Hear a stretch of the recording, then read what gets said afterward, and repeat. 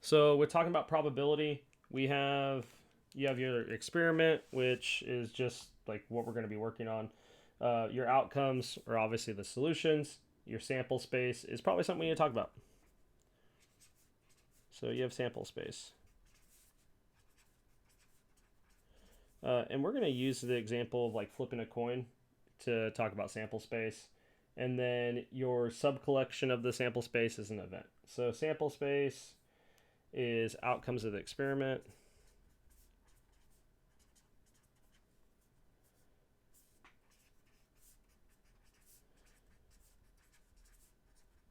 I'm not sure we'll talk too much about events, so I'm just going to worry about sample space right now. If we get to a point we need to talk about the sub collection of sample space, we can. Um, but if we look at a coin, right? So let's talk about finding the sample space of a coin. So find the sample space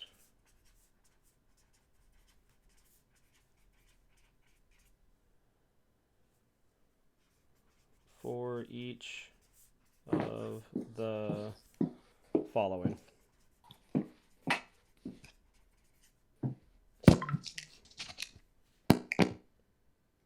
Jeez. We have A. One coin is tossed.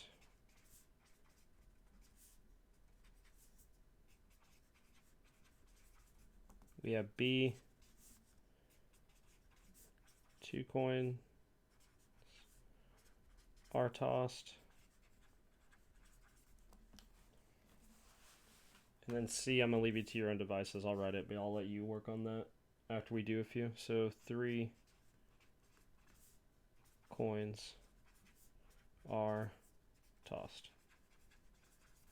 Okay, so by sample space, we're wanting to look at what are the different outcomes that can happen. So if we have one coin, we have one option of things that can happen. Let me move this light real quick. Nope, I lied. I'm not going to.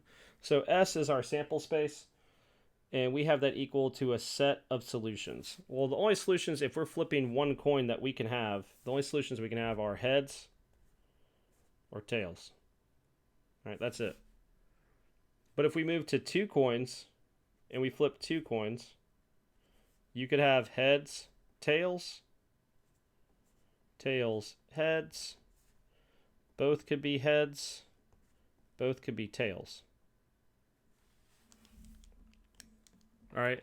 And this heads, like heads, flipping a coin and getting heads first, then flipping a coin and getting tails first or second is different than getting tails first and heads second. Like they are two different outcomes that could happen.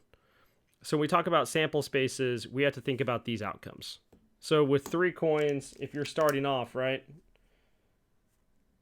Well, there's a possibility I get heads, heads, heads, heads, heads, tails, heads, tails, heads. All right, I'll let you figure out the rest of them, but you get the point. Like you have to think about flipping a coin 3 times.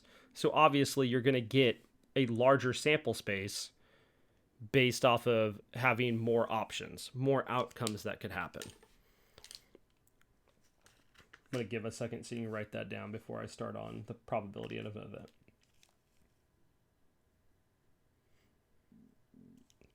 Is there any questions about that at all? Are we okay? No, we're good. All right, flipping the page. All right, so we have probability of an event. So the probability of an event.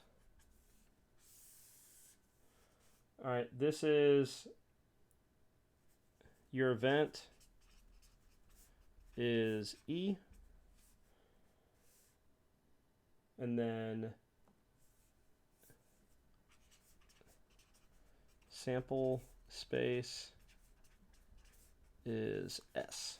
All right, so basically, if we want the probability of an event, we're going to have the probability for our event is equal to the number of outcomes for that event over the number of outcomes for our entire sample space. All right, so let's think about this in a couple of different ways. If you have an example and you say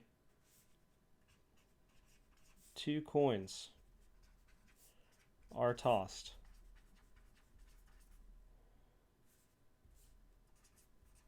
what is the probability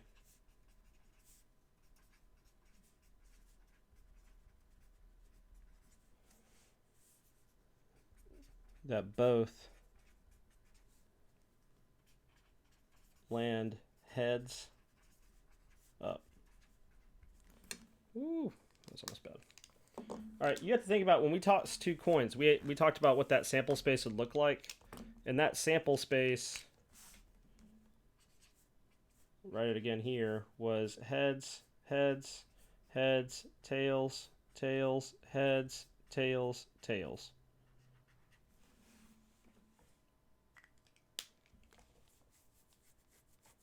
So the likeliness of us getting it is going to be what?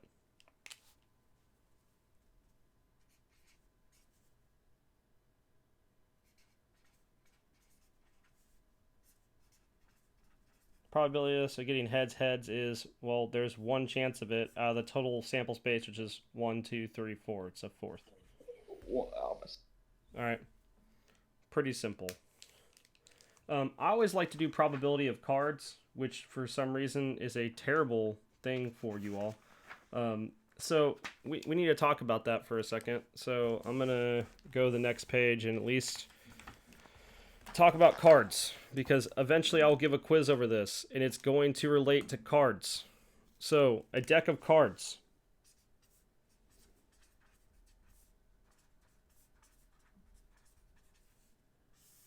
All right, a deck of cards.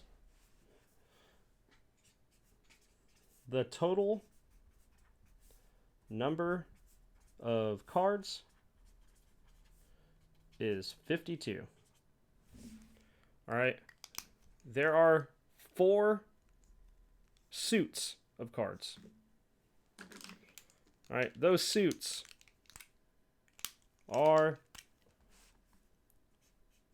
hearts,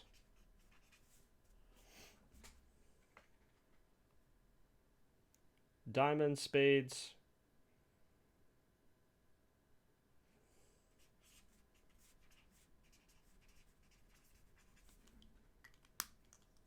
spades and clubs, right? Yeah. Always mess that up. Anyways. Diamonds, spades, clubs. Let's do purple.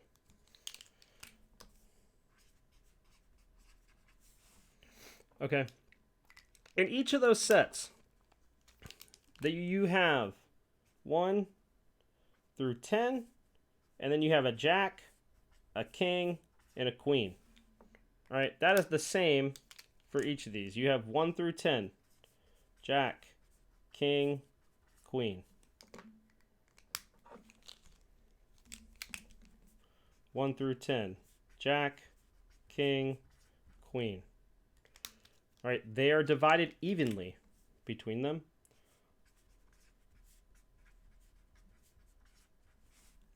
All right, so if you get asked, hey, out of the clubs, how many could I have? 13. You can have 13 clubs in a deck, 13 spades, 13 diamonds, 13 hearts. All right. I didn't label them by red and black, but obviously 2 of them are red, 2 of them are black. If you look at a deck of cards, we'll get into that later.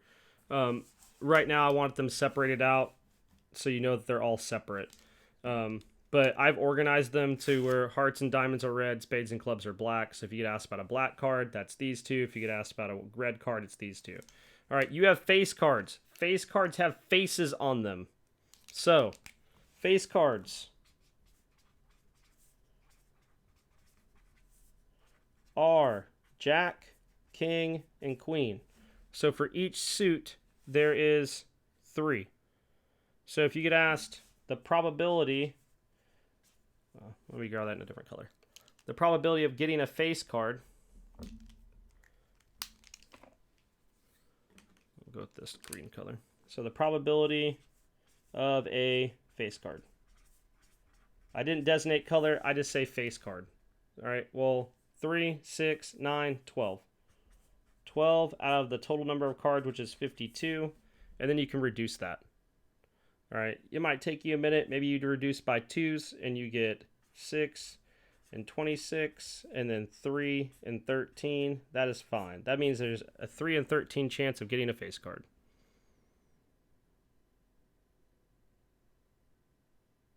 All right, if you get probability of a, I don't know, probability of a 4. Well, there's 4 in the deck, so you get 4 out of 52. Again, if you have to reduce over time, that's fine. You have a 1 in 13 chance of getting it.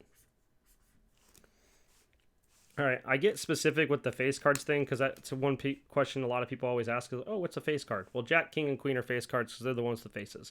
We do not count jokers, all right? This is a standard deck of 52. This kind of lets you know how it's set up. Again, I would just let you know that these are red, these are black. All right, but that's the standard setup of a deck of cards because that's my favorite thing to ask probability about, that or dice, because it's usually the easiest to understand. You can go over several different types of questions with those. So that's a standard deck of cards. I drew a chart out because I found out last year that tend to help some people. But that'll give you like the general probability. I'm not going to talk about the union of two events or mutually exclusive today. Or independent or complement, specifically because spring break starts tomorrow and I want to make sure that you guys have time to, like, we'll do this when we come back, do a quick review of this, and then talk about those other 4 topics.